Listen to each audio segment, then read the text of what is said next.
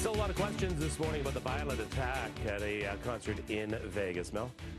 Well, Kev, we know the shooting, killing 59 people, injuring over 500. But what we don't know is the motive. CNN's Kristen Holmes has the latest now on the deadliest mass shooting in U.S. history. Good morning. The big question remains 24 hours after this tragic event unfolded.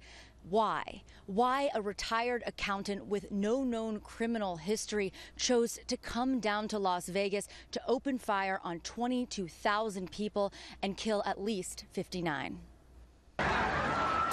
Authorities learning more about the man who committed the deadliest mass shooting in modern U.S. history, firing into a crowd of thousands from a hotel room high above a country music festival. Police believe Stephen Paddock killed himself before they could enter his room, ending the massacre. Police finding at least 19 firearms, explosives, several thousand rounds of ammunition in his home in Mesquite, Nevada. And in his room in the Mandalay Bay Resort and Casino, they found 23 weapons, including a handgun and multiple rifles, and several pounds of ammonium nitrate, a material used to make explosives, in his car. After the massacre, people lining up to give blood.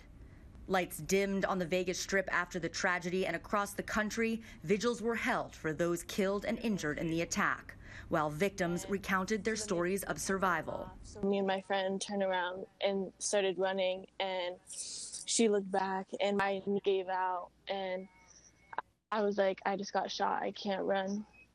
And I was like, you go, just go get somewhere safe. And so I dove under this bar to get cover, and this guy helped me wrap my foot because it was just gushing out blood everywhere.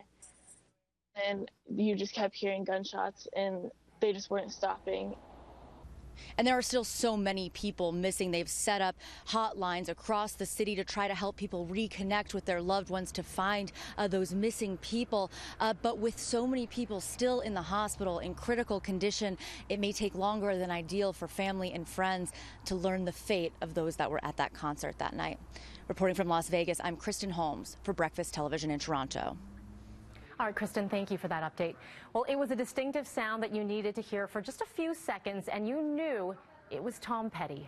We get something we both know, and we don't talk too much about it. The legendary rocker, along with his band, the Heartbreakers, carved out decades worth of hits. Petty died yesterday at age 66 after suffering a heart attack at his California home. Throughout his career, he sold around 80 million albums and won Grammy Awards as a solo artist and with the Traveling Wilburys.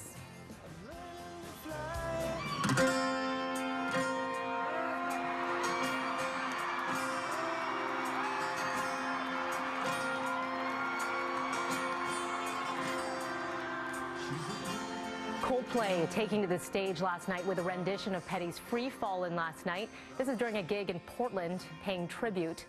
They were joined on stage by REM's Peter Buck for their take on the Petty classic.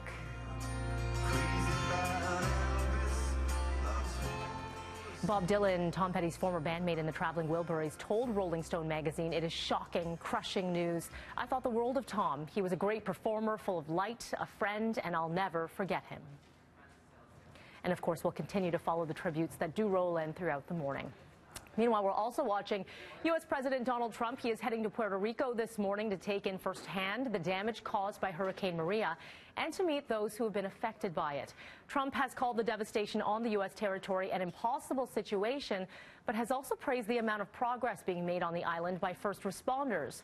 Most of the island of 3.5 million people remains without power, but a great deal of food, water, and other supplies, they have arrived.